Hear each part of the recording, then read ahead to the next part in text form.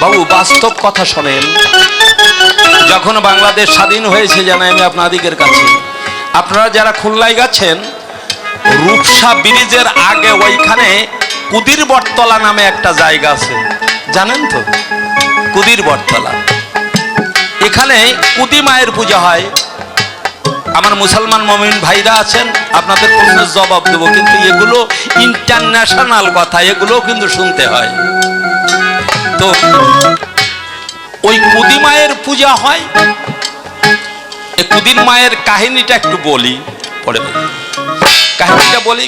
কুদি নামে একটা মেয়ে ওই গ্রামে হলো, জন্মগ্রহণ করলো। কুদি মানে এত বয়স বাড়ে, কিন্তু ওই মেয়েটা বাড়ে না, ছোট্টই থেকে যায়, ওই কুদি থেকে যায়।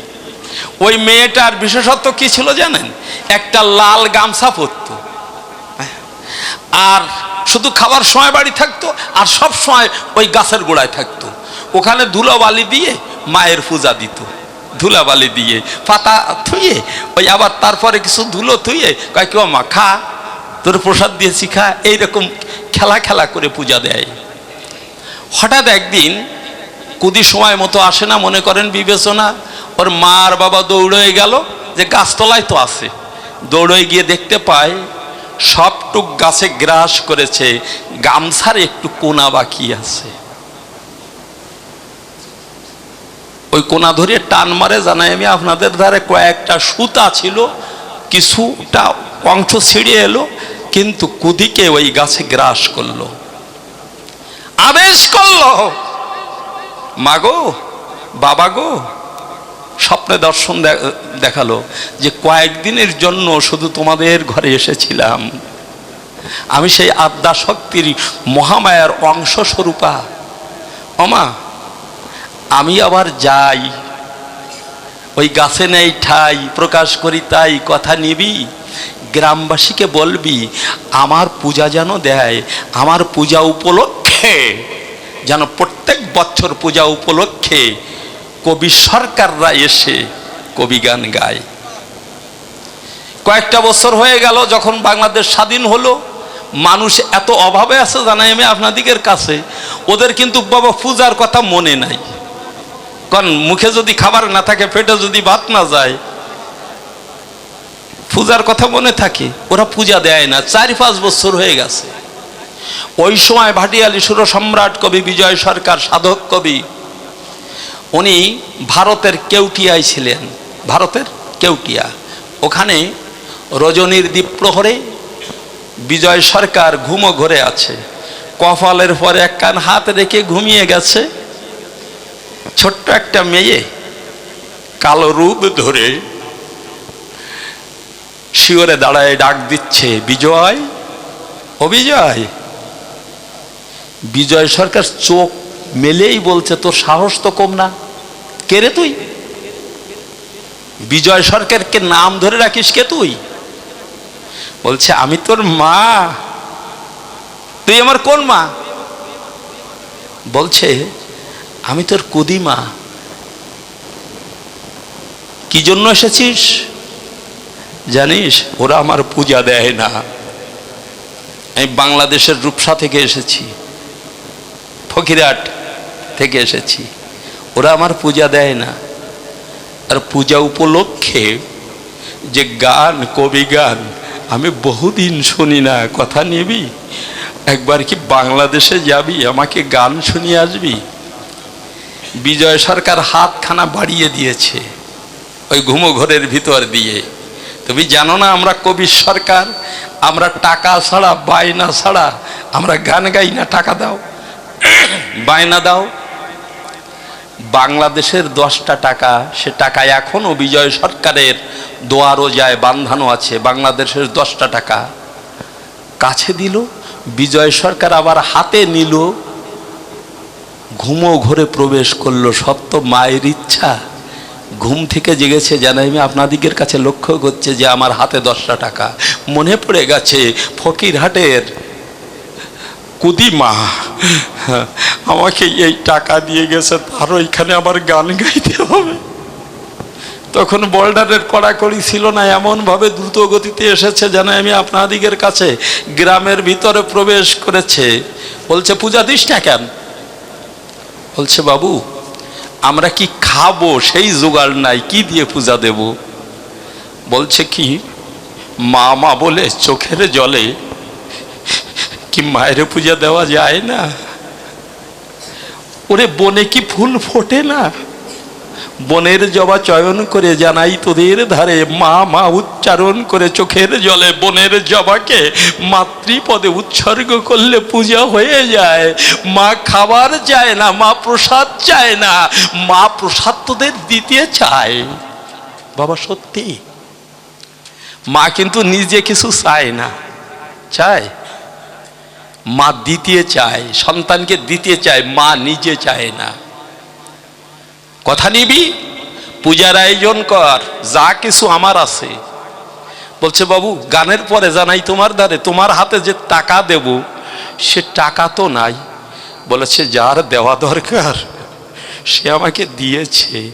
যে ধনে হলে ধনী, এই জগতে আর কেউ থাকে না ঋণী। আমার আদ্যা শক্তি সেই মহাজন উনি, আমাকে সেই ধন দিয়েছে। তোদের কাছে আমি আর কিছু চাইব না।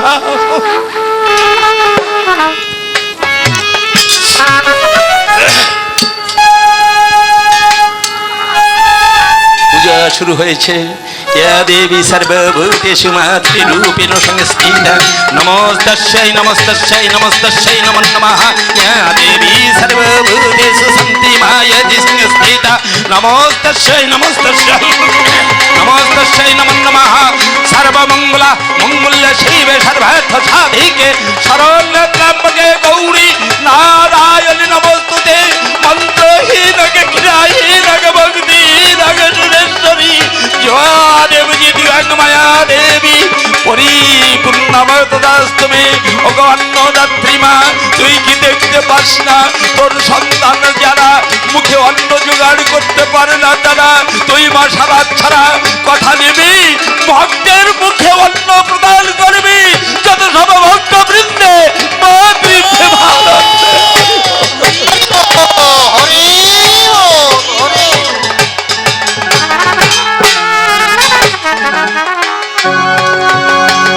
হরি বল হরি বল হরি বল হরি বল। বিজয় সরকার গান ধরেছে, মার বক্ষে যেন প্রাণ প্রতিষ্ঠা হচ্ছে, মা দোলায়িত হচ্ছে। আরে বিজয় সরকার ডাক দিয়ে বলছে মা মা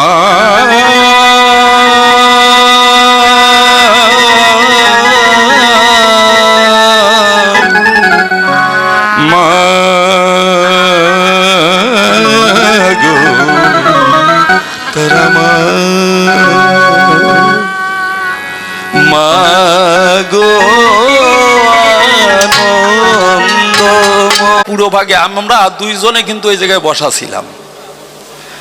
আমাকে বলছে যে তোমরা কয় ভাই? ওই ছোট্ট ছেলে, আমি বলছি আমরা 5 ভাই। তা কয় বউ কয়টা? হৃদয়ের ছেলে সার্থক আমার কয় বউ কয়টা? আমি বলছি 5 ভাইয়ের 5টা। কছে তা ইয়ে বাদ জোগাড় করো কোন কায়দায়? হয় ওই ছেলে আমাকে ডাক দিয়ে বলে যে এদের খাবার জোগাড় করো কোন কায়দায়? গান গাইয়ে কি এত ডিগ্রির খাবার হয়? কেন তোমাকে 5 ভাইয়ের একটা বউ থাকলেও তো না। ও আমারে কয়। আমি সেই সময় ভাবছি যে তো কথাটা খারাপ কিছু কয় নাই, এটাও তো মহাভারতের যুগে ছিল। কি আমার ছিল ছিল কি না? দ্রৌপদী একটা বউ 5টা স্বামী। যে কোন কায়দায় সিরিয়াল মেনটেন করতো ভাবি কি এই সমস্ত কথা কব না, কিন্তু মন তো আর বুড়ো হয় না, মনে চলিয়ে আসে তাই আসে। জানাই আমি তোমার কাছে, আমার কথা নাও। রামায়ণে কি কম ছিল সে কথা আমার টানা ভালো, পুনরায় তোমাকে আবার ভাগবত লিখতে হলো। ভাগবত কারে কয়? ভাগবত মানে বত কয় প্রকার কি কি? এই মেহের কতটুকু ভাগ করে, কতটুকু বধ করিয়ে এই দেহটাকে ভাগবত করা যায়, তুমি সুন্দর করে জবাব দেবে এই আসরের গায়ে। কি বাবা ঠিক না? এই ভাগবতের একটা প্রশ্ন এলে ধরেছি তার বিদ্যমানে মনে আছে, ভাবো এইবার মহাভারত আমার কৃষ্ণ কি করেছে? প্রথমে বৃন্দাবনের লীলা করছে, রাধা রানীকে কথা দিয়েছে। আমার কি কথা দিল? আমি বৃন্দাবন ত্যাগ করবো না, তোমাকে ত্যাগ করবো। জনম ধরে জানাই তোমাদের ধারে আমি বৃন্দাবনে থাকবো, মনে আছে সেই ভাবো, তোমাদেরকে ভালোবাসবো, তোমাদের ত্যাগ করবো না। রাধা রানী ত্যাগ করবো না, এই কথা ভগবান বেশি সময় রাখতে পারে। এটা কিন্তু ভগবানের দোষ না, ভক্তের দোষ। ভক্ত যেভাবে ভগবানকে চেয়েছে, ভগবান সেইভাবে এসেছে, তাই না? আমার এই ভগবানকে দিয়ে কেন ভগবানকে দিয়ে কথা খারাপ করা হলো? কেন ভগবান কথা রাখলো? কি বাবা একটা প্রশ্ন, যে ভগবান ভক্তের কথা রাখতে পারে না, মনে করে দিতেছে না ওই ভগবান তো বেশি সময় টেকে না। কেন রাধা রানী শত বছর ধরে বিরহ যন্ত্রণা ভোগ করে? জানাই আমি তোমার দ্বারে সুন্দর ভাবে এই আসরে তুমি জবাব করবে না। এই রাধা রানী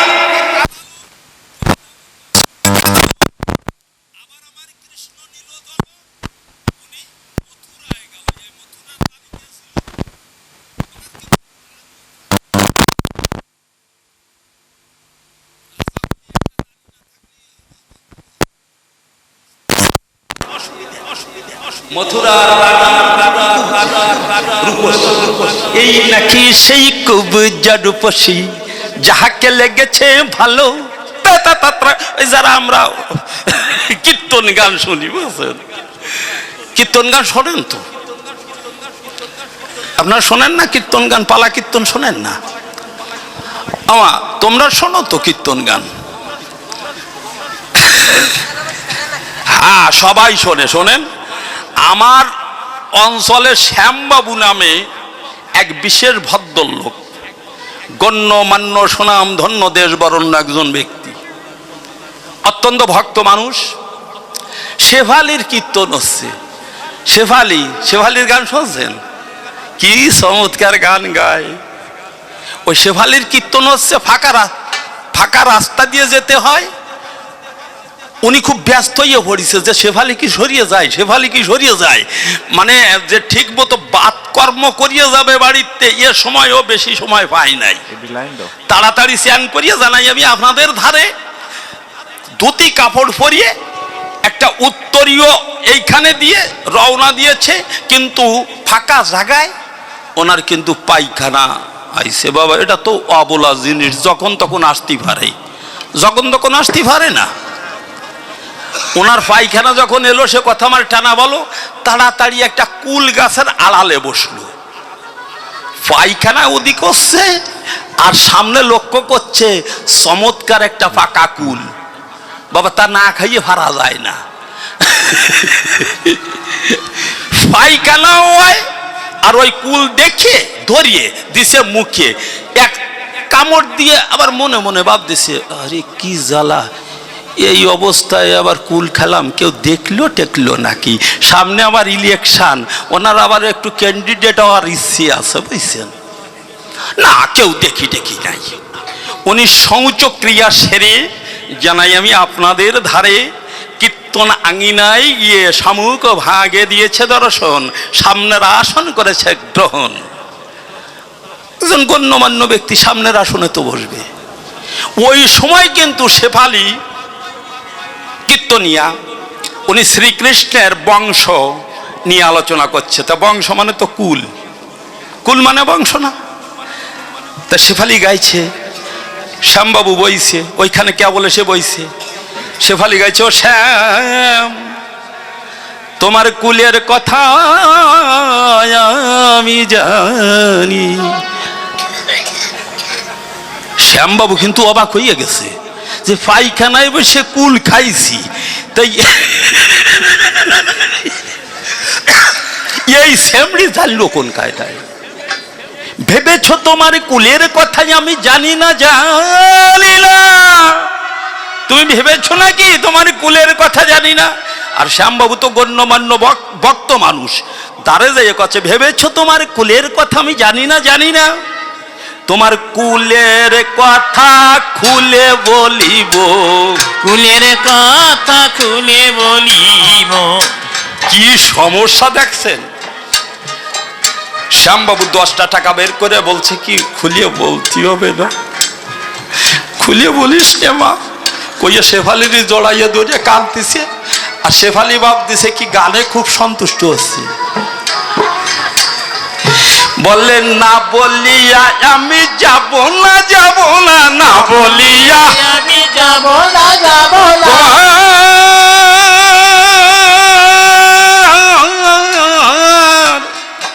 ও শ্যাম রে,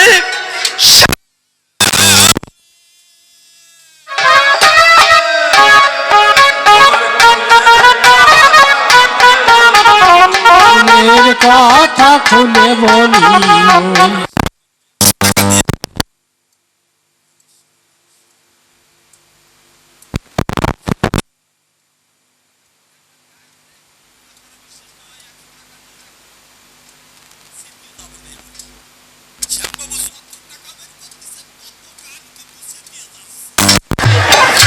একশো টাকা 500 টাকা বাইর করতেছে, আর তত শেফালি করছে, আমি না বলিয়া যাব না, যাব না, না বলিয়া যাব না, যাব না।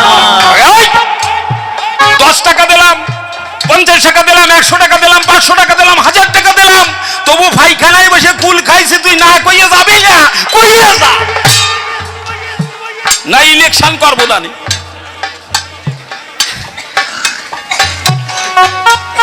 ভগবানের কোনো দোষ না, কিন্তু ভগবানকে দিয়ে করানো হয়েছে। যখন মথুরায় গেল, মথুরার রাজা হলো, মথুরা ত্যাগ করে দ্বারকায় গেল, সে কথা আমার জানা ভালো। ওই দ্বারকায় গিয়া ভগবানকে দিয়া যুদ্ধ ঘটানো হলো, কুরুক্ষেত্রের যুদ্ধ। একদিকে 5 ভাই, পাণ্ডুর 5 ছেলে, অবশ্য কেউ কিছু মনে করবেন না, নামে মাত্র পাণ্ডুর ছেলে, মূল্যে পঞ্চ পাণ্ডব একটাও কিন্তু। অপরদিকে গান্ধারীর মতো একজন সতী নারী, আপনাদের কাছে প্রকাশ করি, তার 100 সন্তান। এই 2 ভাইয়ের দলে জানাই আমি আপনাদের স্থলে, যখন গন্ডগোল শুরু হয়, যুদ্ধ শুরু হয়, এই সময় আমার কৃষ্ণ রসময় গিয়া অর্জুনের রথের সারথি হইছে, মাঝে গিরি করতেছে, বুঝছেন? এটা ভগবানের কোনো দোষ না, ওই বেদব্যাস যেটা করেছে ওইটা হইছে, যেটা চেয়েছে, তাই না? আচ্ছা বলেন দেখি, আমার ধারে আমার কৃষ্ণ নটবরে, যার হাতে ছিল প্রেমের বাঁশরি, আপনাদের কাছে প্রকাশ করি, 2 ভাইয়ের দলে যখন গন্ডগোল করে, যদি মাঝখানে থেকে আমার ভগবান প্রেমের বাঁশরিটা হাতে নিয়ে একবার প্রেমের সুরে বাজাতো, তাহলে কি 2 ভাইয়ের দলে গন্ডগোল হতো? এই প্রেমের সুর না বাজাইয়ে বাঁশিকে অসি করে কেন যুদ্ধে পক্ষপাত করলো ভগবান? কেন বেদব্যাস তুমি ভগবানকে পক্ষপাত দোষে দুষ্ট করলে? তুমি সুন্দর করে জবাব দেবা, তা না হলে মাঝখানের দিন না তোমার ছাড়িয়ে দেওয়ার ইচ্ছা নাই, যাওয়ার কোনো কায়দা নাই। ভগবানকে দিয়ে পক্ষপাত দোষে দুষ্ট করিয়েছে। জানাই আমি তোমার কাছে, আবার ভগবান রে এমন এক জায়গায় নামাইছো শেষে, আমি অবাক হয়ে যাই। ভগবান হয়ে যেন আমি আপনাদের কাছে কইয়ে আবার প্রভাসের তীরে প্রবাসের যজ্ঞ করেছে। বলেন দেখি আমার ধারে এই সংসারে আমরা যারা যজ্ঞ করি, এই যজ্ঞ অর্ঘ্য নিবেদন করি ভগবানের পায়। আর সেই ভগবান যদি যজ্ঞ করে, জানাই আমি তোমার ধারে এই যজ্ঞ অর্ঘ্য কার পায় নিবেদন করবে? কেন তুমি ভগবানকে দিয়ে এই যজ্ঞ করালে? এই যজ্ঞ অর্ঘ্য কার পায় দেবে? তাহলে তুমি প্রমাণ করে গেলে যে এই কৃষ্ণ কৃষ্ণ না, আরো কৃষ্ণ আছে এই জগতের কাছে। বেদব্যাস, তোমার কেন এই বদ অভ্যাস? ভগবানকে খেলার পুতুলের মতো জানাই আমি সতত ঘুরিয়ে মারলে তাই। ভগবানের কোনো দোষ নাই, কিন্তু তোমার দোষের সীমা নাই। কে ঠিক আছে কিনা? ঠিক তো থাকবে।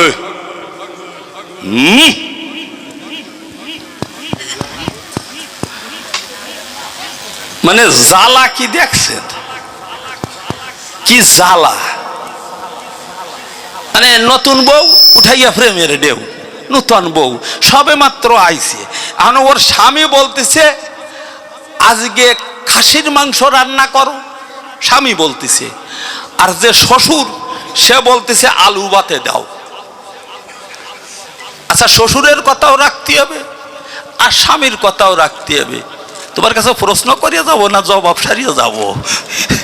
না, প্রশ্ন করব না, ওই জবাবটা সারিয়েই যাই।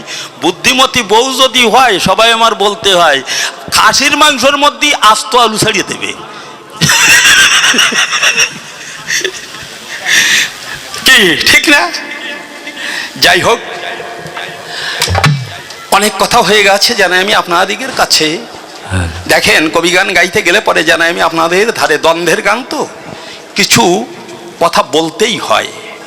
যদি বাড়িতে অতিথি আসে, জানাই আমি আপনাদের কাছে খেজুর গাছের কাছে গিয়ে যদি বলা হয় ওগো খেজুর গাছ, জানাই তোমার কাছ আমার কথা নাও, আমার বাড়ি অতিথি এসেছে, জানাই আমি তোমার কাছে আমাকে এক ঠিলিয়া রস দাও। খেজুর গাছ কি রস দেবে? দেবে? আস্তে আস্তে গন্ধরিয়া জানাই আমি আপনাদের ধারে বাগ্য খুঁড়িয়ে ফেলাইয়ে ভালো করিয়ে ছাঁচিয়ে শুষিয়ে ছেলিয়ে পয়েন্ট মতো আবার ওই একটু কাটিয়ে কুটিয়ে ওইখানে আপনারা কি কন্দা জানি না, নলি কন নাকি, ওই যেটা ঢুকাইয়ে দিতে হয়, ওই নলি দিয়ে আবার গাছি যারা গাছ কাটে তারা সুন্দর গন্ধরিয়ে তারা যখন গাছ কাটে রস ছোটে, তখন কিন্তু রস পাওয়া যায়, তাই না? এই জন্য আমি গাছের মতো হইয়ে বা গোখর হইয়ে গাছ কাটিয়ে গেলাম, রসটুকু আপনাদেরকে দিয়ে গেলাম। এরপরের আমরা হিন্দু মুসলমান হয়ে এক প্রাণ এইখানে বসবাস করি, তোমার কাছে প্রকাশ করি।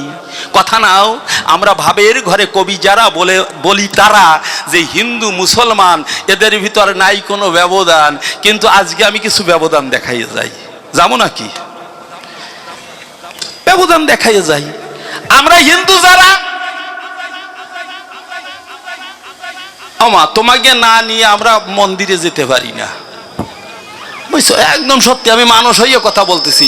আপনাদের বৌমারে ছাড়া আমি কোনো জায়গায় যেতে পারি না, আমার কিন্তু এইরকম দ্বারা বুঝছেন। ওই মন্দিরে যাব মনে আছে, সেই বাবু আপনার বৌমার হাত ধরে নিয়ে যাব। আমি আমার এক্সাম্পল দিচ্ছি, কিন্তু আমরা নারী ছাড়া মন্দিরেও যেতে পারি না। কিন্তু মুসলমানের এমন ধারা, জানেন তো সব হিন্দুরা, মুসলমানের বিবি যারা মসজিদে কিন্তু ওঠে না, ওরা কিন্তু মসজিদে নেয় না। এত বড় পার্থক্য কি, তাই না? আমরা কালী পূজাতে অনেক সময় পাঠা বলি দেয়। এই পাঠা কোন কায়দায় বলি দেয়? বুট করিয়ে, কি তাই না? জয় মা কয়ে কবদি তোমার না, ইনি কিন্তু আমার শ্বশুর মশাই, এনারে আমি বলি দেবো কেন? জয় মা কইয়া ছাগল বলি দেয়, বুঝছেন? উপর দিয়া, বুঝছেন? মুসলমান ভাইরা চিন্তা করে, হিন্দু যারা ওরা উপর দিয়া করে। মনে আছে বাবু, আমরা উপরের দিক না যাইয়া তল ভাসতে করবো, ওরা গরু ধরিয়ে শীত করিয়ে বিসমিল্লাহ কইয়ে আলাই ফসে জবাই দেয়। দেখছেন, আমরা উঁচু দিয়ে করলে ওরা নিচে দিয়ে করে। পুরাতন কালে জানাই আমি আপনাদের বলি, নিমন্ত্রণ খাইতে বসলে বসতাম সারিতে সারিতে, বসতাম সারিতে সারিতে। আমরা হিন্দুরা যে পাতায় খাইতো মুসলমানরা খাইতো, ওই পাতায় কিন্তু মুসলমানে খায় না, হিন্দু যে পাতায় খাইতো। কত ব্যবধান দেখছেন। সব থেকে বড় ব্যবধান কি জানো? আমার কথা ভানো, আমরা হিন্দু যারা আমাদের সামবেদে করেছে বর্ণনা, গানাত পরতরণহি, পর মানে শ্রেষ্ঠ, গানের থেকে শ্রেষ্ঠ এই জগতে আর কিছু নাই। পক্ষান্তরে মুসলমান তাদের শাস্ত্রের বিধান লোকমান ছুরাই করেছে বর্ণনা, মুসলমানের সানা তাদের গানে গুণা। যদি গান শোনে জরু বা বিবি তালাক হইয়ে যায়, তালাক দেওয়া লাগে না, গান শুনলেই তালাক হইয়ে যায়। অথচ আমি দেখেছি বড় বড় ওস্তাদ যারা মুসলমান তারা, তাই না? আকবরের সভা গায়ক ছিল তানসেন মিয়া, শ্রেষ্ঠ গায়ক বলে পরিচিত তানসেন মিয়া। বিসমিল্লাহ খান সেদিন মারা গেছে 95 বছর বয়সে, শ্রেষ্ঠ সানাই বাদক। ওস্তাদ বড়ে আলী গোলাম খা, সব বড় বড় ওস্তাদ যারা মুসলমান তারা। কথা নাও, কথা নাও, কোন গানে গুনাহ আছে জানাই আমি তোমার কাছে। যে কারণে মুসলমানরা গান শোনে না, এর কারণটা কি সুন্দর করে তুমি ব্যাখ্যা দাও। আর প্রশ্ন করার দরকার নাই, সবাতে প্রকাশ করি। তাই যে কয়টা দিছি না, এই যে কয়টা দিছি শুনিয়ে যাও, আর ওই জায়গায় যাই চিন্তা করতে থাকো। আজকে যদি জবাবে 1 ফুট কম পড়ে, তাহলে সেই ফুট যেন তোমার ঘরে যাইয়ে না দিতে হয়। ঠিক আছে,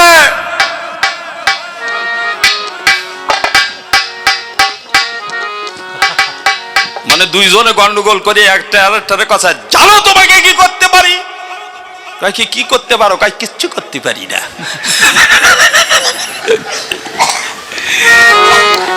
যাই হোক বাবা, এটা তো কবির লড়াই, তাই না?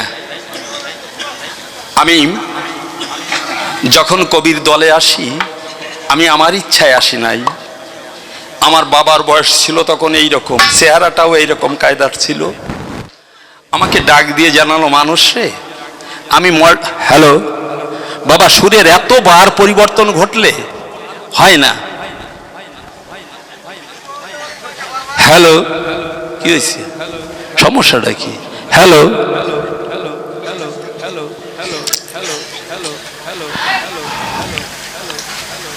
হ্যালো,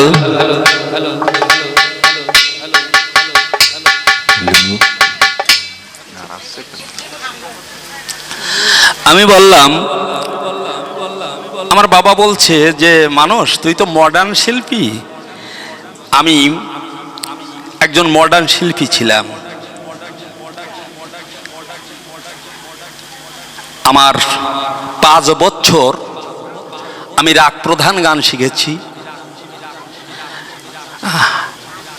কিন্তু হঠাৎ করে বাবা বলছে যে তুই কবির গায়ক হওয়া, তুই কবির সরকার হওয়া। হঠাৎ করে বলে বসলো। আমি বলছি কেন বাবা?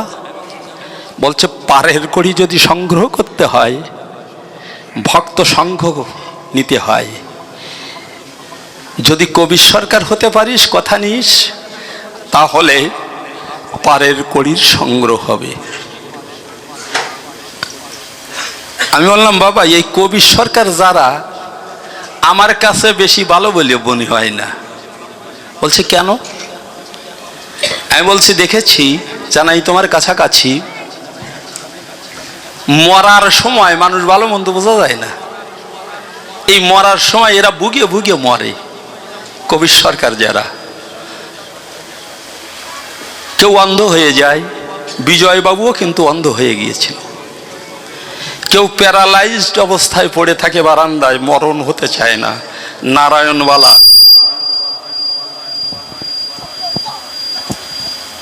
কেউ পাগল হয়ে যায়, বাবা আমার অবস্থাটাও সেই রকম মনে হচ্ছে বর্তমানে, কি পাগল হয়ে গেছি নাকি তা কবে কিটা, বুঝছেন?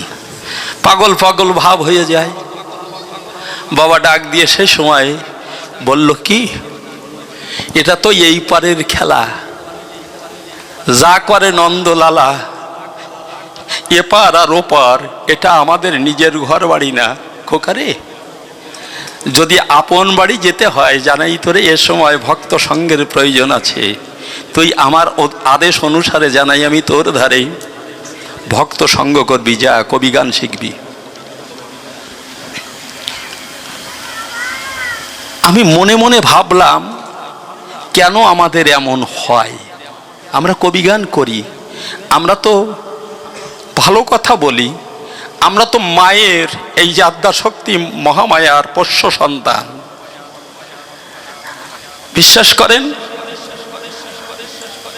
আমরা সরকার যারা প্রত্যেকের বাড়ি আমরা কালী পূজা দেই, বুঝছেন? এই মায়ের পূজা না দিয়ে আমরা কখনো বাইরে বের হই না।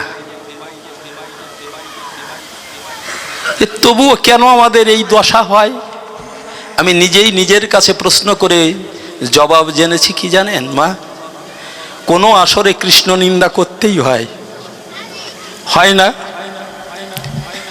কোনো আসরে মায়ের নিন্দাও করতে হয়, কোনো আসরে গৌর হরির নিন্দা করতে হয়। এতে ভগবানের কিছু এসে না গেলেও ভক্ত যদি কষ্ট পায়, বাবা এই আঘাত যাবে কোন জায়গায়, ওটা আমাদের মাথায় নিয়ে আমাদের যাত্রা করতে হয়। তাই আমাদের যাত্রাটা এত কঠিন। হরিবল হরিবল হরিবল হরিবল। অনাদি বাবু এবং রসিক বাবু এরা ছিল বিজয় সরকার মহাশয়ের ছাত্র। সবেমাত্র কবির দলে গেল,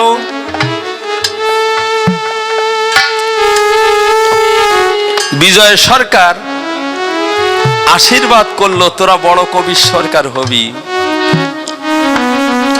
কেন করেছিল জানেন? রসিক বাবুর এত জ্ঞান ছিল, অনাদি বাবুর এত জ্ঞান ছিল। একদিনকে বিজয় সরকার, দেখেন একটু রসিকতা না করলেই হয় না, যেটা সত্য কথা। একদিন বিজয় সরকার ডাক দিয়া বলছে, এই তোরা আমার পিছনে ঘুরিস কেন, আমার পিছনে ঘুরিস কেন? রসিক বাবু আর অনাদি বাবু বলছে আমরা কবির সরকার হব। কয় কি কবির সরকার হওয়া কি পিছনে ঘুরলেই কবির সরকার হওয়া যায়? বলছে অনাদি বাবু বলছে, বাবু আমরা শাস্ত্র পড়ি, শাস্ত্র অধ্যয়ন করি। আরো হেসে দিয়েছে, শাস্ত্র পড়লেই কি কবির সরকার হওয়া যায়? এই শাস্ত্রের থেকে অশাস্ত্রীয় জ্ঞান বেশি থাকবে, তা নাহলে কবি সরকার হওয়া যায় না। ওই সময় কিন্তু রসিক বাবু লাভ দিয়ে ঠেলি উঠছে, বলছে বাবু অশাস্ত্রীয় জ্ঞান আমার ভিতরে ভরা, আমার শাস্ত্র নেই পড়া, তবু অশাস্ত্রীয় জ্ঞান আমার ভিতরে ভরা। বিজয় সরকার বলছে অশাস্ত্রীয় প্রশ্ন করলে তার জবাব দিতে পারবি? অশাস্ত্রীয় প্রশ্ন বলছে আপনার যত অশাস্ত্রীয় প্রশ্ন আছে আপনি করুন দেখি পাশে, আমি তার জবাব দেব। বলছে বল দেখি আমার ধারে। হাতের পিঠের পরে কেন লোম নাই? এই হাতের পিঠের পরে লোম আছে, তালুতে কেন লোম নাই? দেখছেন? কয় কি আর কি প্রশ্ন? কয় কি এই বল দেখি হাতের 5টা আঙ্গুল সমান না কেন? রসিক বাবু বলছে আর কি প্রশ্ন? কয় কি না এই দুটোর জবাব দে। এবার রসিক বাবু বলছে কোন কায়দার জবাব দেব? কয় কি জবাব দিবি তুই আর কায়দা শিখাই দেব আমি? হ্যাঁ না, বিভিন্ন কায়দা জানি তো, অনেক অনেক অনেক কায়দা জানি। যে কয়টা কায়দা জানিস ওই যে কোনো একটা কায়দায় জবাব দে। বলছে তুরুপ জবাব দেব? তুরুপ জবাব? বলছে জীবন ভরিয়ে জবাব করেছি, জবাব শুনেছি, কিন্তু তুরুপ জবাব শুনি নাই, দে দেখি তাই। তা বলছে শোনেন, হাতের পিঠে লোম আছে তাই তো? হাতের পিঠে লোম আছে তাই তো? কাছে হ্যাঁ হাতের পিঠে আছে। কাছে আছে তো আছে, আছে তাই আছে, আর তালুতে নাই তাই নাই। এইটাই হলো তুরুপ জবাব। হাতের ফিটে লোম আছে তাই আছে, আর তালুতে নাই তাই নাই। এটাই হলো তুরুপ জবাব। বলছে হাতের 5টা আঙ্গুল সমান না কেন? তা বলছে হাতের 5টা আঙ্গুল সমান না বলেই তো সমান, যদি সমান হতো সমান হতো না। বিজয় সরকার বলছে কোন কায়দায় ফেসায় ফোসায় জবাব দিলি কিছু ঠিক পেলাম না। কয় হাতের 5টা আঙ্গুল সমান না বলেই তো সমান, যদি সমান হতো সমান হতো না। কোন কায়দায়? বলছে বাবু হাতের 5টা আঙ্গুল সমান না, কিন্তু কিছু ধরতে গেলে আঙ্গুলগুলো কিন্তু সমান হয়ে যায়। কিছু ধরতে গেলে আঙ্গুলগুলো সমান হয়ে যায়। যদি প্রকৃতপক্ষে সমান হতো, কিছু ধরতে গেলে খাটো লম্বা হয়ে যেত, সাথে কিছু ধরাই যেত না। ভগবান যে জায়গায় যাকে স্থাপন করতে হবে সেইভাবেই করেছে, তাই না? এই ভুল করিয়া ভগবান যদি নাকটারে ফাঁসার দ্বারে দিত না,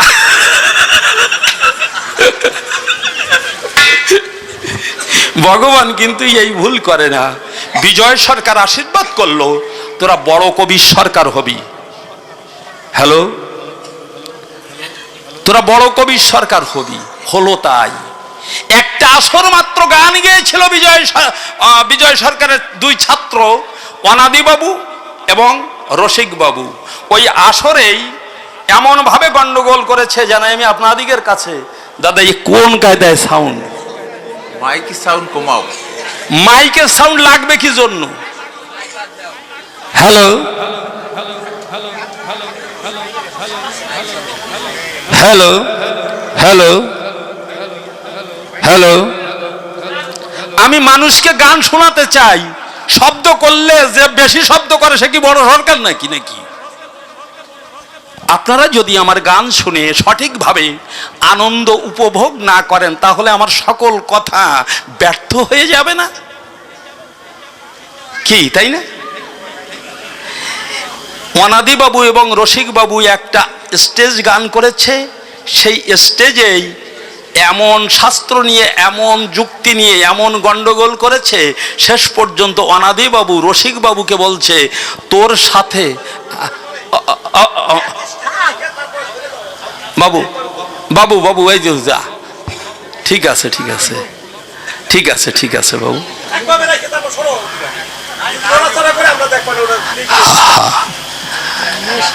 অনাদি বাবু রসিক বাবুকে ডাক দিয়ে বলছে জীবনে আর তোর সাথে গান গাবো না। রসিক বাবু বলছেন দাদা আমি তোমার মুখ পর্যন্ত দেখবো না। রসিক বাবু চলে গেলেন ওপার বাংলায়। ওখানে বহুবার উনি রাষ্ট্রীয় পুরস্কার পেয়েছেন, সেনা পুরস্কার পেয়েছেন রসিক বাবু। অনাদি বাবু এপার থাকলেন। কিন্তু এই যে কথা বলেছি, আমাদের শেষ পর্যন্ত যা হয়, রসিক বাবুর হলো দুরারোগ্য ব্যাধি লিভার ক্যান্সার। উনি এক ডাক্তারের কাছে গেলেন। ডাক্তার পরীক্ষা নিরীক্ষা করে বলেছে রসিক বাবুরে হবে না, কারণ তোমার ক্যান্সার হয়েছে, এখনো মেডিকেল সায়েন্স কোনো ঔষধ আবিষ্কার করতে পারেনি, তুমি ফিরে যাও। রসিকবাবু অধবদনে কিছু পথ অগ্রসর হয়ে আবার ফিরে এসে ডাক্তারকে বলছে বাবু, ডাক্তারবাবু কোনো ওষুধ কি নাই? কিছুদিন ভালো থাকার মতো কোনো ওষুধ আছে? ডাক্তারবাবু ছিলেন পরম বৈষ্ণব। বলল রসিক আছে, কিন্তু এই ঔষধ সবার ভাগ্যে জোটে না। সে ঔষধ কি জানো? ভক্তের চরণে হাত দিতে দিতে, ভক্তের চরণ ধুলি কুড়াতে কুড়াতে, যদি কোনোদিন কোনো খাঁটি বৈষ্ণবের চরণ ধুলি নিতে পারো মাথায় তুলি,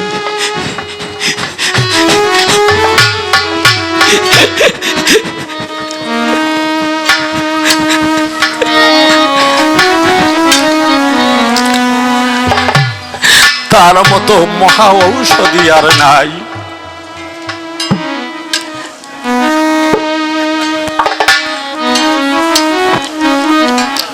অনেক অনেক অনেক ভ্যালোর থেকেও ফিরে এসেছে রুগী, বাঁচবে না, ওই 21 দিনের ভিতরে মারা যাবে, ডাক্তার সিদ্ধান্ত দিয়ে দিয়েছে।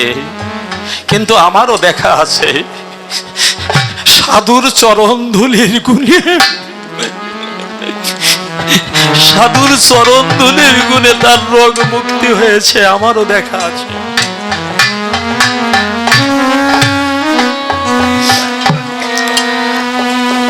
সরকাররা কিন্তু বাবা অনেক সময় অহংকারী হয়ে যায়, মনে মনে চিন্তা করেছে ওই সময় সবাই, সব ভক্তরা আমার চরণ ধুলি নেয়, আমি কার চরণ ধুলি নেব? আমার দৃষ্টিতে তো কোনো বৈষ্ণব আমি দেখছি না। কে আসল বৈষ্ণব, কে আসল বৈষ্ণব বল? হঠাৎ ওনার মনে পড়ে গেছে বাংলাদেশে আমার অনাদি দাদা আছে, যদি বৈষ্ণব বলেই মানতে হয় অনাদি দাদার মতো পরম বৈষ্ণব আমি দেখি নাই। কিন্তু আমি রোগগ্রস্ত হয়ে পড়েছি, যাব তার কাছাকাছি, তার চরণ ধুলি নেব, সে শক্তি আমার নাই। তাই উনি রোগ শয্যায় শুয়ে শুয়ে শুধু দাদা অনাদি, যাওয়ার সময় যদি তোমার চরণ ধুলি আমি পেতাম দাদা অনাদি।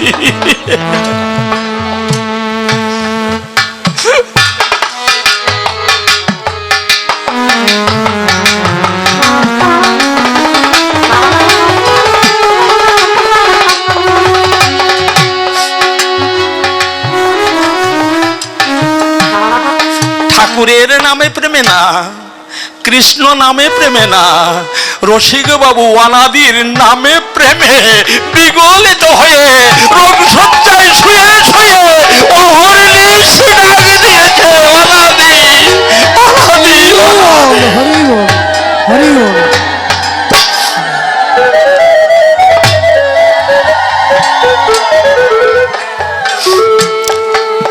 হঠাৎ একদিন রসিক বাবুর মাথায় যেন স্নেহের পরশ পড়লো, হাত পড়লো, তাকায়ে দেখে অনাদি বাবু। বলছে দাদা আমি তোমাকে বহুবার ডেকেছি, বহুবার ডেকেছি। অনাদি বাবু বলছে তোর প্রত্যেকটা ডাক আমার কর্ণগোচর হয়েছে বাবা, এই ডাকে যদি কোনো ফাঁক না থাকে, মন প্রাণ উজাড় করে যদি কেউ ডাকতে পারে, তারে সে কি আর থাকতে পারে দূরে? ওই নামের সূত্র ধরে আসে সেই ধরনের বলেছে তোর সব ডাকগুলো আমার কর্ণগোচর হয়েছে, কিন্তু ডাকিস কেন রে ভাই? বলেছে দাদা, ডাক্তার কি বলেছে জানো? ভক্তের চরণ ধুলি নাকি মহা ঔষধি, কঠিন রোগ থেকেও নাকি মুক্তি লাভ হয়। কথা নাও, তোমার চরণ ধুলি একটু দাও আর আশীর্বাদ করো, আবার যেন কিছুদিন ভক্ত সঙ্গ করতে পারি দাদা, যেন ভক্ত সঙ্গ করে আমার সাধে মেটেনি। অনাদি বাবু বললেন, রসিক তোর যাওয়ার সময় হয়ে গেছে, মরণকে ভয় করতে নাই, মরণের মতো আপন বন্ধু কেউ নাই এই জগতে। এরপরে জানাই আমি তোর ধারে বন্ধু বন্ধুর সাথে বেঈমানি করতে পারে, সন্তান বাবার সাথেও বেঈমানি করতে পারে, কিন্তু মরণ কখনো বেঈমানি করবে না রে। ও সঠিক সময় এসে জানাই আমি তোর কাছে দাঁড়াইয়ে তোর পাশে তোকে নিয়ে সেই অগ্নিকন্যার হাতে তুলে দেবে, তুই ভয় করিস না। কথা নিবি, ওপার যখন যাবি যদি পারিস তোর পাশে আমার জন্য একটু জায়গা রেখে দিস। রসিক বাবু চলে গেলেন। অনাদি বাবুর কাছে মনে হয় প্রেমের মেলায় যাদের সাথে এসেছিলাম সবাইকে হারালাম, আর কেউ নাই। বাবা, আপনি মেলায় যাবেন, যদি মনের মানুষ, যদি প্রাণের মানুষ কেউ ওই মেলায় না থাকে, নিজের কাছে মনে হয় মেলায় কোনো মানুষই আসে নাই, কি তাই না? অনাদি বাবুর কাছে মনে হয় আর কেউ নাই, সবাই চলে গেছে। ওই বুঝি আমারও তরিটি আসছে, ওই তরিতে আমাকেও চলে যেতে হবে। এইভাবেই পরে উনি গেয়ে উঠলেন, ওপারে হতে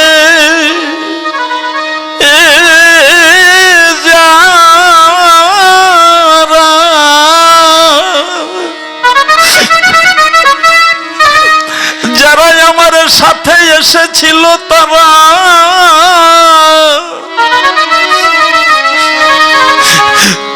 চলে গেল, যে যারা আপন দেশে। ও আমি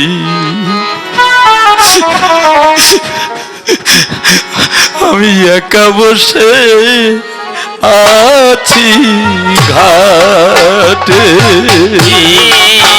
আমি একা বসে আছি ঘাটে, ওপার হতে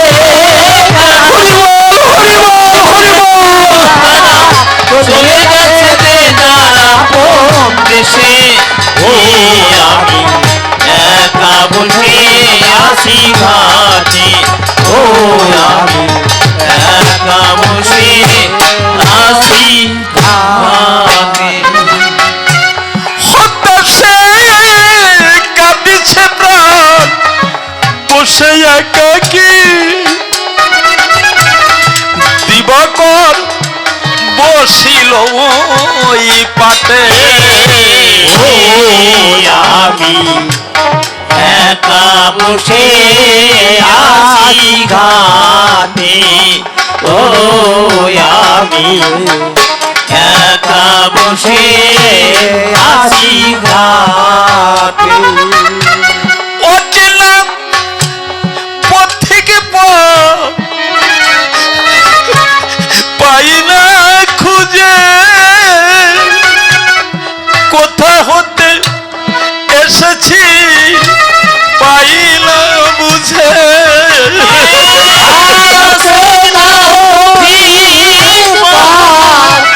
পাই না খুঁজে,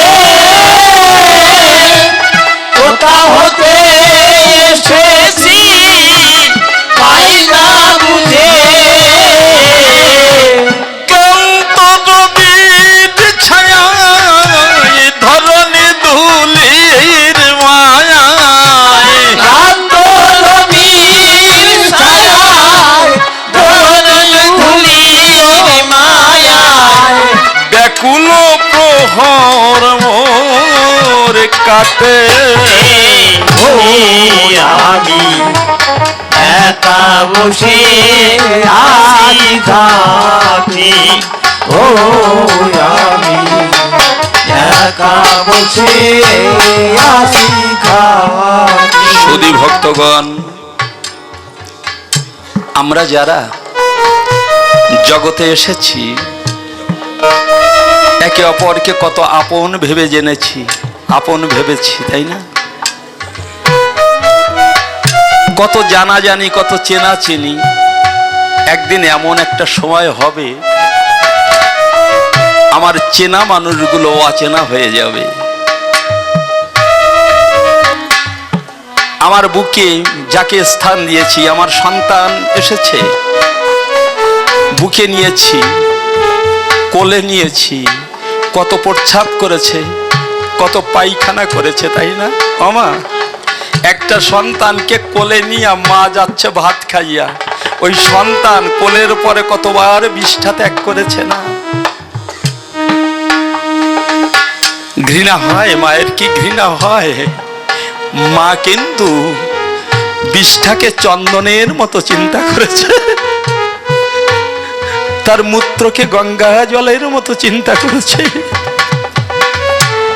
ওই সন্তান যেদিন বাবাকে চিনতে চায় না, মর্যাদা দিতে চায় না, মাকে বলে বুড়ি, যেখানে সেখানে থুতু ফেলে অপবিত্র করছো,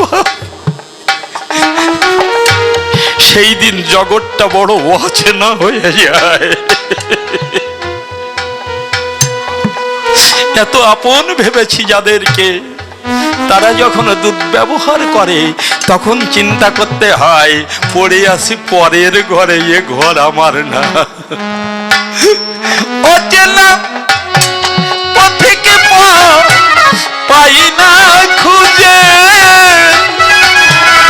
কোথাও হতে এসেছি পাই না বুঝে।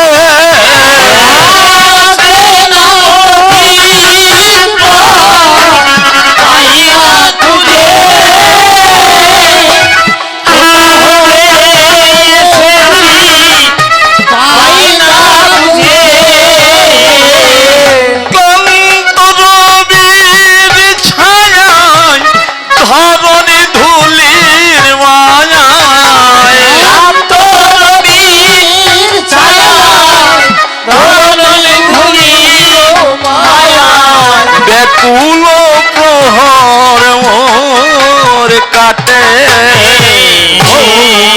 আমি একা বসে আছি ঘাটে, ও আমি একা বসে আছি ঘাটে। আশার দোলনায় কত কত দোল খেয়েছি, কাব্য মঞ্চে দাঁড়ায়ে কত গান গেয়েছি। আশার দোলনায় কত কত দোল খেয়েছি, কাব্য মঞ্চে উঠে কত গান গেয়েছি।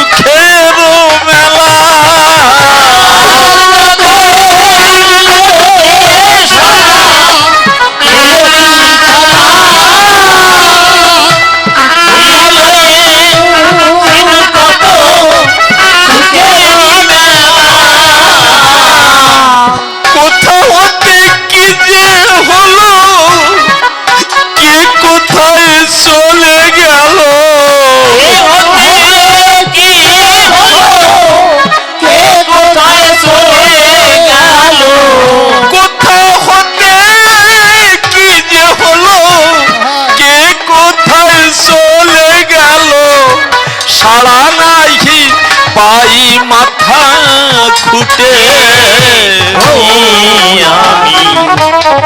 একা বসে আছি ঘাটে, হরি বল হরি বল হরি বল। আমি একা বসে আছি ঘাটে।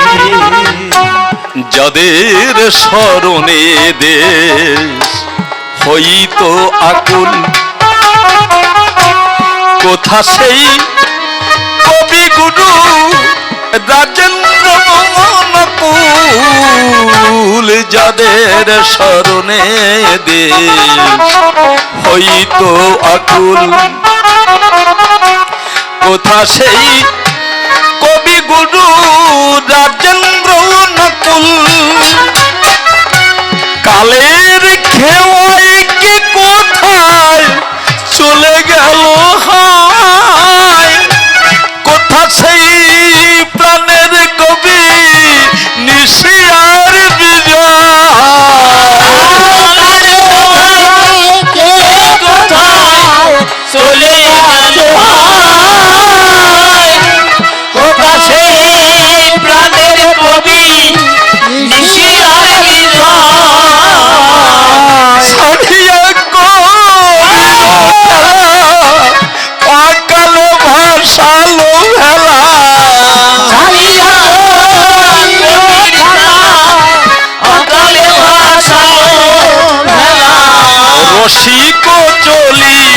গেল বটে। আমি একা বসে আছি ঘাটে, আমি একা বসে আছি ঘাটে। জীবন খাতার পাতায় কি বা লিখি ছাই, কিছু তার মুছে গেছে, কিছু মনে নাই। জীবন খাতার পাতায় কি বা লিখি ছাই,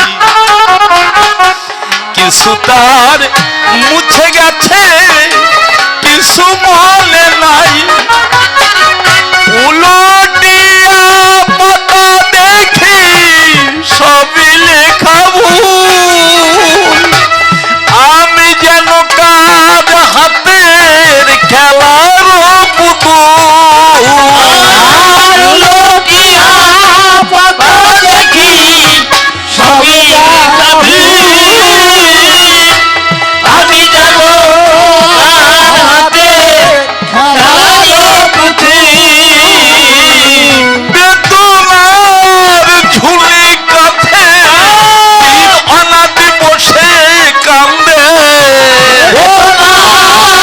ঝুলি কাঁদে দিন রাতি বসে কাঁদে। তোরি বুঝি আসিল ওই ছুটে। একা বসে আছি ঘাটে, একা বসে আছি ঘাটে। এমনি করে সবার তরি যেদিন ঘাটে ভিড়িবে, আপনা মানুষ পর হয়ে যাবে, আর পর আপন হবে। আবার দেশের মানুষ আমরা গো দেশে চলে যাব, যারা যারা হারিয়ে গেছে আবার সেই প্রেমের বাজার পাবো। তাই মুখে বলে হরি হরি, যেদিন ধরব আমরা পারি, যেন তোরি ঘাটেতে গভীরে। এই কথা বলি আমি অজ্ঞ সভার পরে। তাই জন্মিলে মরণ হবে, চিরজীবী কেউ নয় ভাবে। সবার একদিন পারে ঘাটাতে যেতে বটে হয়, মুখে যেন রাম নাম ধ্বনি সেই সময়ও হয়। তাই রাম বলো রাম বলো, রাম করো সার, এই রাম বলিয়া ভব সিন্ধু হতে পারো পার। তাই বেদব্যাস জানাই তোমার কাছে আমার কথা নাও, তুমি ভাগবত কি কারণে লিখলে তাহা এই আসরে কও। ওগো রামায়ণের ভিতরে জানাই তোমার ধারে সকল কিছু জানি, বিরাজ করে তথ্য তথ্য মিথ্যা বটে নয়। কোন কিছু কোনো কিছু বাকি নাই আমার রামায়ণে দিতে, তাই রামায়ণে দিতে কোনো কিছু বাকি নাই। ভাগবত লিখলে কি সেরে দেয়? তুমি সুন্দর করে এই আসরে জবাব করবে দান, এই ভগবানকে দিয়ে কেন তুমি কুরুক্ষেত্রের যুদ্ধ ঘটালে কেন? যখন দুই ভাইয়ের দলে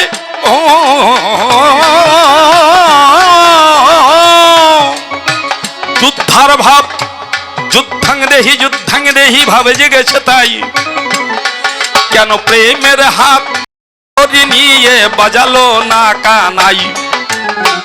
ওই সময় যদি আমার শ্রীকৃষ্ণকে দিয়ে প্রেমের বাঁশিটা হাতে দিয়ে, বেদব্যাসের দোষ, ভগবানের দোষ না, যদি বাঁশরি বাজাতো তবে কি কুরুক্ষেত্রের যুদ্ধ বলো হইতো? এই কুরুক্ষেত্রের যুদ্ধটা কি, এটা কি শুধু দাপরে হয়েছে? এটা কি সত্যে ছিল? ত্রেতায় ছিল? দাপরে তো রোলোই রোলো। বর্তমান কলিতে কি কুরুক্ষেত্র আছে কি না আছে জানাই আমি তোমার কাছে সুন্দর করে জবাব দাও। তবে আর বেশি কথাই আমি বলবো না এইখানেতে ছেড়ে দেবো আমার কাব্যের আলোচনা। এই যে টনি বাবু মৃদু মৃদু হাসি বাজাইছে ঢোল, কি চমৎকার ঢোলেতে কিন্তু রাখিছে সে বল। এরপরে আমার কালীপদ বাবু আমার শ্বশুর মশাই হয়, সুন্দর সুন্দর করে কিন্তু কাসরি বাজায়। এরপরে ধর্ম দাদা, আমার গুরুদেব ধর্ম দাদা, মনটা সাধা আমি বলি তাই, তার সুরের তুলনা কিন্তু জানিও গো নাই। তার পরে কৃষ্ণ বাবু সুরের কিন্তু আছে জাদু, কত চমৎকার গান গেয়ে যায়। তারপরে সুরের বাবু বাঁশরি বাজায়। এর পরে নীরদ দাদা কিন্তু আমার ছোট বোনের মতো, এই নীরদ দাদা সবসময় আমার কাছে থাকে। কত সুন্দর কেসিও বাজায়, সুন্দর সুন্দর কেসিওতে কত সুর দেয়। তবে আর বেশি কথা বলবো না এইখানে ছেড়ে দেব কাব্যের আলোচনা। এদিকেতে মাতৃজাতি দেখিবারে পাই, মাতৃজ্ঞানে সচ্চরণে প্রণাম দিয়ে যাই, আমার ভক্তিমতী মায়ের চরণে প্রণাম দিয়ে যাই। আমার ভক্তিমতী মায়েরা যদি আশিস করে দান, তাহলে আর মানব সরকার ক্ষুদ্র থাকবে কেন? রুটি ধরি আসে আসরে বক্তৃতা করতে পারবে হাজারে হাজারে। বড় বড় কবি সরকার যারা জানিছিল, কালের টানে সবাই সাধারণতে গেল, বাকি আছে 2-4 জন বাজার একটা কালের কিছু প্রয়োজন। নতুন সৃষ্টি আমার প্রতি শুভ দৃষ্টি করবেন বর্জন, হাত হতে দণ্ড যখন ধরে লুটা যায় সেই প্রকার হলে তাহলে দণ্ড বাতের চূড়া মন্দির মহাবিষ্ণু করুন চক্র মন্দির কালে করতেছে তার নাজিকাতে নিত্য চৈতন্য সাবধান মুখ্য এই পর্যন্ত আমার সিদ্ধান্ত সাঙ্গ হয়ে গেল রামানন্দ ভক্তবৃন্দে। হরি হরি বল, হরি বল, হরি বল, হরি বল।